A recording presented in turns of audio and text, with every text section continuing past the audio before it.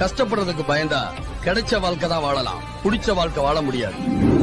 ஒரே பாறையில வெட்டின கல்லுதான் அடிய தாங்கிக்க முடியாதது வாசல்ல படியா இருக்குது. அடிய தாங்கிக்கிட்டது கோயில்ல தெய்வமா இருக்கு. நடக்கிறதுக்கு பாதை இல்லைன்னு ஒரே இடத்துல நிக்க கூடாது. நடந்து நடந்து நாம தான் பாதையை உருவாக்கணும்.